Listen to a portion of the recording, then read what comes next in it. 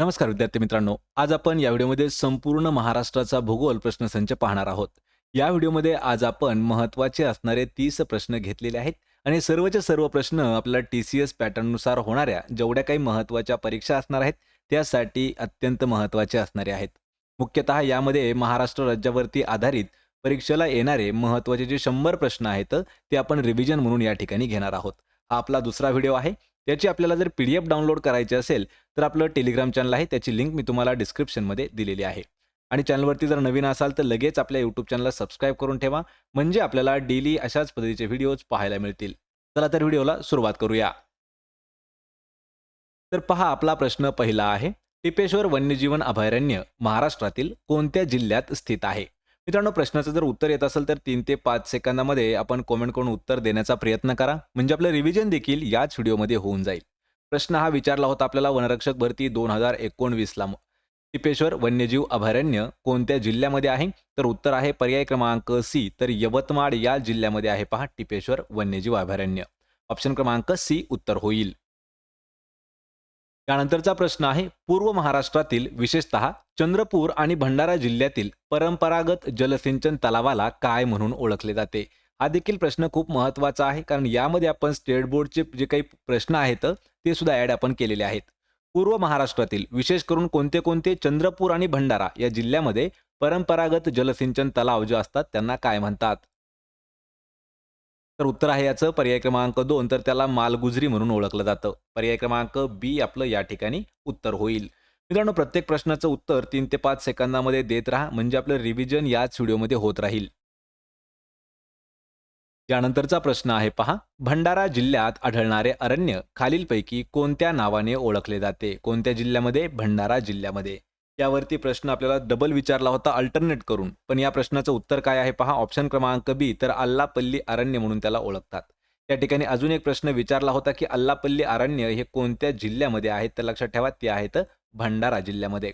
पर्याय 2 आपलं उत्तर होईल.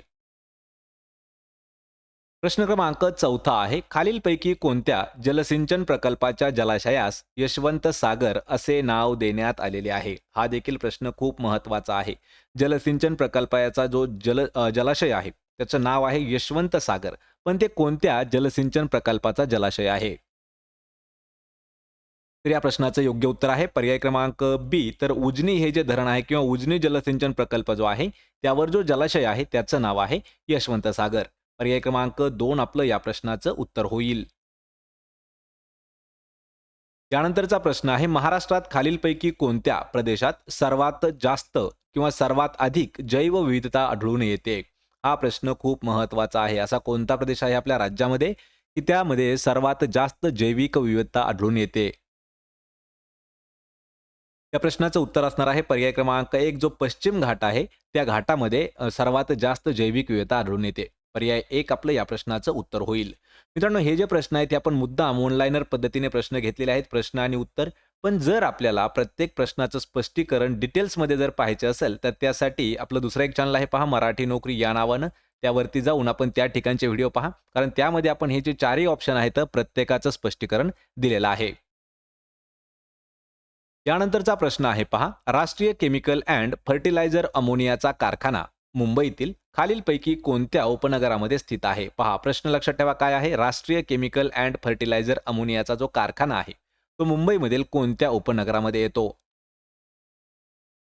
या प्रश्नाचं उत्तर आहे पर्याय क्रमांक सी, तर चेंबूर हे जे ठिकाण आहे पहा, चेंबूर हे मुंबईमधील एक ठिकाण आहे आणि त्या ठिकाणी आहे राष्ट्रीय केमिकल अँड फर्टिलायझर अमोनियाचा कारखाना. पर्याय क्रमांक 3 आपलं उत्तर होईल. यानंतरचा प्रश्न आहे पहा, महाराष्ट्रातील कोणत्या भागात बेसॉल्ट खडकाची जाडी ही सर्वात जास्त आहे? हा प्रश्न मित्रांनो आपल्याला नवोदय विद्यालयासाठी सुद्धा विचारला होता. पोलीस भरतीमध्ये हा प्रश्न आपल्याला जवळपास 8 ते 10 वेळापेक्षा जास्त विचारला आहे. वनरक्षक भरती झाली त्यामध्ये सुद्धा हा प्रश्न विचारला होता आणि जी तलाठी भरती झाली 19 मध्ये त्यासाठी सुद्धा हा प्रश्न विचारला होता. महाराष्ट्रातील कोणत्या भागात बेसॉल्ट खडकाची जाडी ही सर्वात जास्त आहे? तर या प्रश्नाचं योग्य उत्तर आहे पर्याय क्रमांक 2, तर पश्चिमेकडील भागामध्ये बेसॉल्ट खडक जो आहे त्याची जाडी ही जास्त आहे. ऑप्शन क्रमांक 2 आपलं उत्तर होईल. प्रश्न क्रमांक 8 आहे, खालीलपैकी कोणती नदी काही क्षेत्रात पुणे आणि सोलापूर व पुणे आणि अहिल्यानगर जिल्ह्यांची नैसर्गिक सीमा आहे? हा प्रश्न आपल्याला महत्त्वाचा आहे, कारण अहिल्यानगरच्या ऐवजी आपल्याला अहमदनगर असं नाव देण्यात आलं होतं. पण अहमदनगरचं नाव बदलून अहिल्यानगर असं करण्यात आलेलं आहे. म्हणजे आपण थोडासा चेंज या प्रश्नात सुद्धा केला आहे.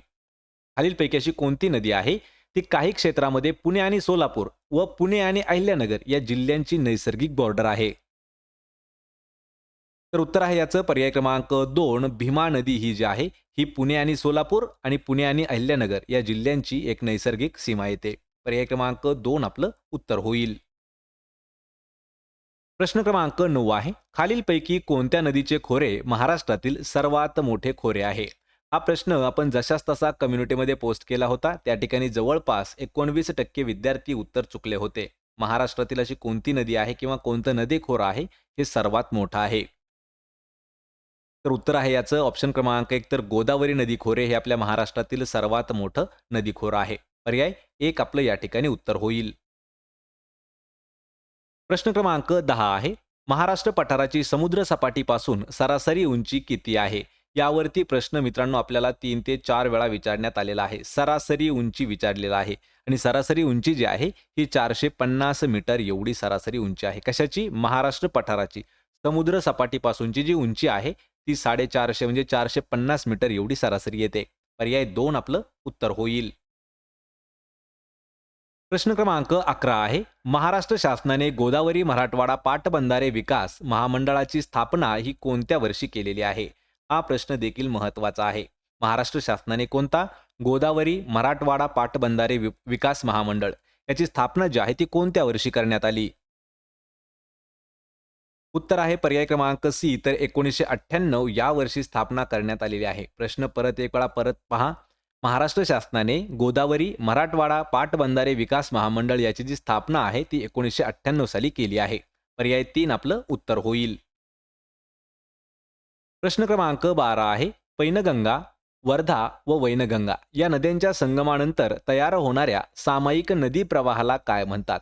या ठिकाणी 3 नद्यांचा उल्लेख केलेला आहे. पैनगंगा, वर्धा आणि वैनगंगा.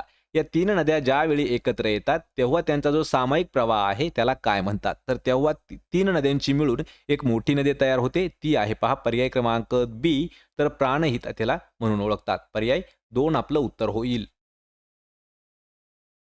प्रश्न 13वा आहे. सातपुडा पर्वतरांगेतील अशी कोणती खिंड आहे जी महाराष्ट्राला उत्तर भारताशी जोडण्याचं काम करते? पहा, महाराष्ट्र राज्याला उत्तर भारताशी जोडण्याचं काम सातपुडा पर्वतरांगेतील एक खिंड करते. पण त्या खिंडीचं नाव काय आहे? मित्रांनो, यावरती प्रश्न आपल्याला एमपीएससीच्या प्री एक्झाममध्ये सुद्धा विचारण्यात आला होता आणि त्या खिंडीचं नाव आहे पर्याय क्रमांक सी, तर बऱ्हाणपूर खिंड जी आहे ही महाराष्ट्र राज्याला उत्तर भारताशी जोडण्याचं काम करते. ऑप्शन क्रमांक 3 योग्य उत्तर होईल. यानंतरचा प्रश्न आहे. महाराष्ट्रातील एकमेव सागरी अभयारण्य क्षेत्रात मोडणाऱ्या सानिध्यात असणारा किल्ला कोणता आहे? हा देखील प्रश्न थोडासा महत्त्वाचा आहे. महाराष्ट्रात असणारा एकमेव असा किल्ला आहे जो सागरी अभयारण्य क्षेत्र जे आहे त्यामध्ये मोडतो. या प्रश्नाचं योग्य उत्तर आहे पर्याय क्रमांक डी, तर सिंधुदुर्ग हा जो किल्ला आहे हा राज्यातील आपल्या असा एकमेव किल्ला आहे जो सागरी अभयारण्याच्या क्षेत्रामध्ये मोडणारा किल्ला आहे. पर्याय क्रमांक 4 योग्य उत्तर होईल. प्रश्न क्रमांक 15 आहे. रत्नागिरी जिल्ह्यात डॅश जवळ धारेश्वर येथे गंगोत्री नदीवर मार्लेश्वर नावाचा धबधबा आहे.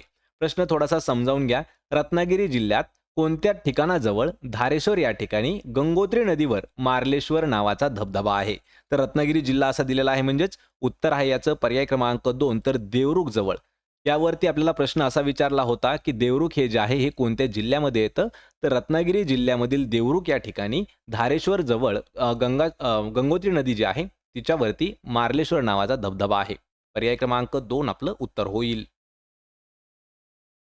प्रश्न क्रमांक 16 आहे. कोकण किनारपट्टीचा अतिदक्षिणेकडील भाग मुख्यतः डॅश या प्रकारच्या खडकांनी बनलेला आहे. मित्रांनो, हा जो प्रश्न आहे हा खूप प्रश्न महत्त्वाचा आहे. पहा, महाराष्ट्राच्या दृष्टिकोनाने खनिज वगैरे त्यांच्यावरती असे प्रश्न आपल्याला खूप वेळा विचारण्यात आलेले आहेत.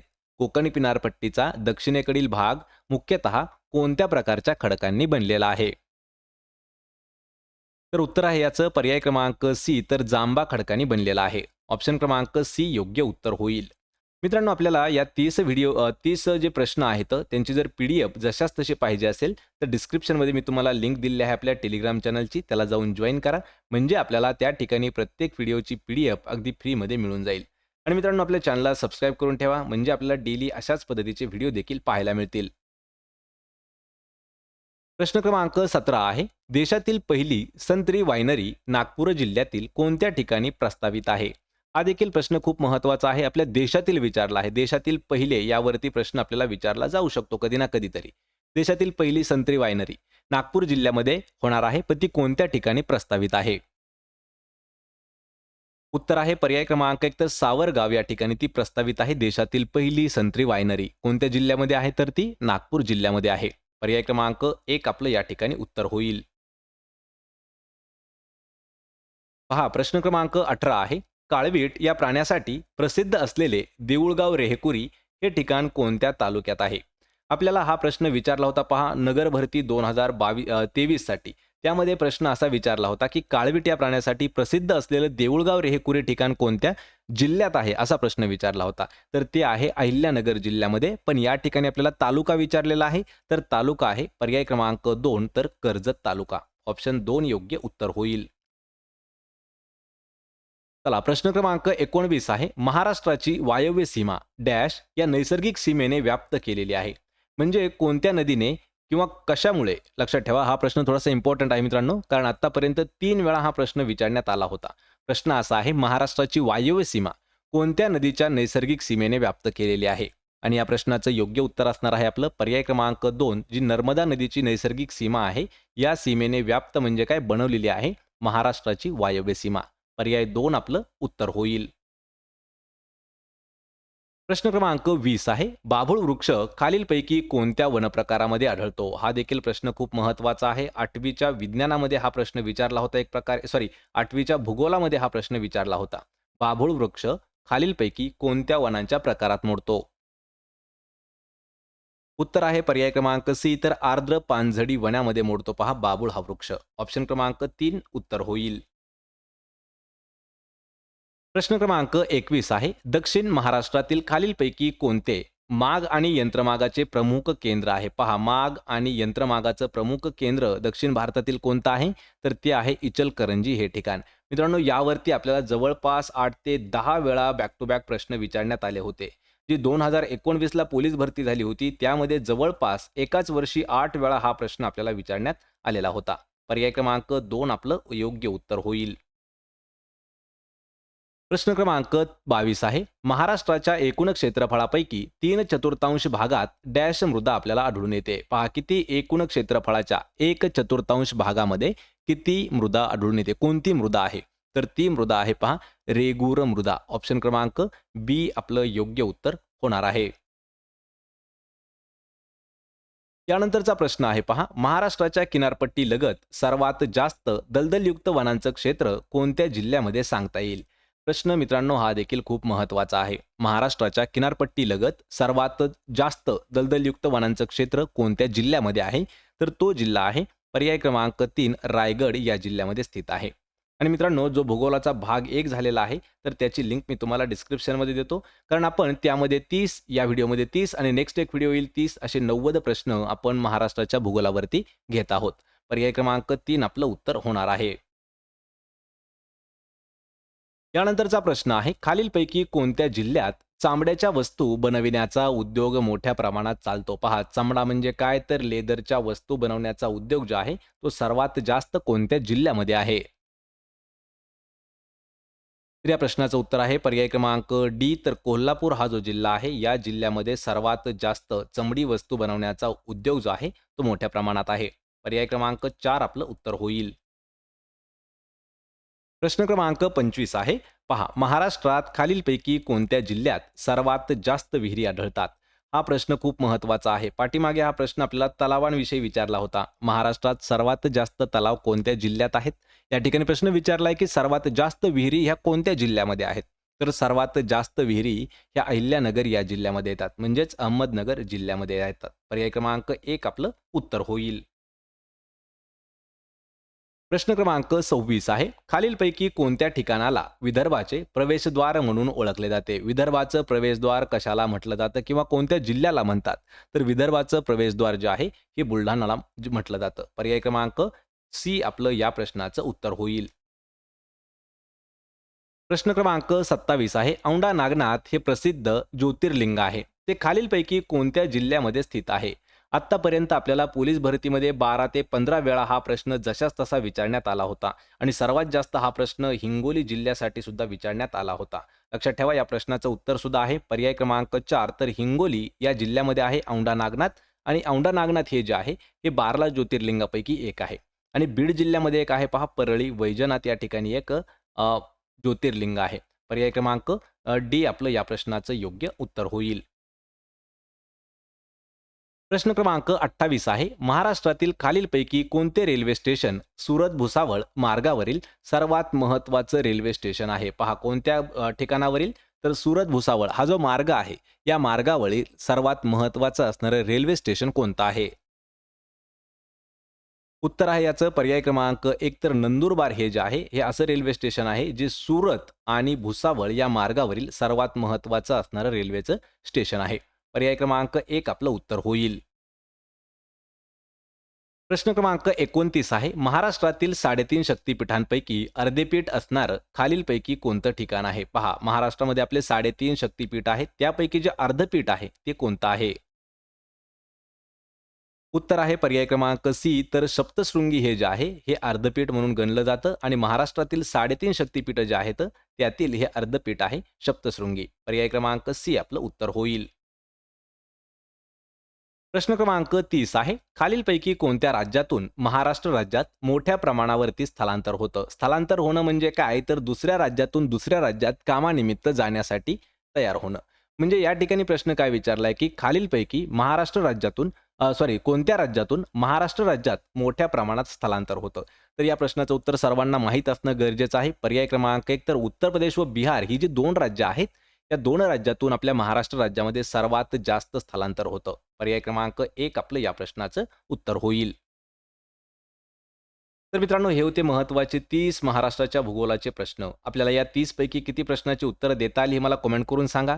व्हिडिओ आवडला तर व्हिडिओला आपल्या लाईक करा, मित्रांमध्ये व्हिडिओ शेअर करा आणि आपल्या स्वानंदी करिअर अकॅडमी यूट्यूब चॅनलला सबस्क्राईब करून ठेवा. म्हणजे आपल्याला डेली याच पद्धतीचे व्हिडिओज पाहायला मिळणार आहेत. आपण भेटूया पुढच्या एका अशाच नवीन व्हिडिओमध्ये. तोपर्यंत जय हिंद, जय महाराष्ट्र.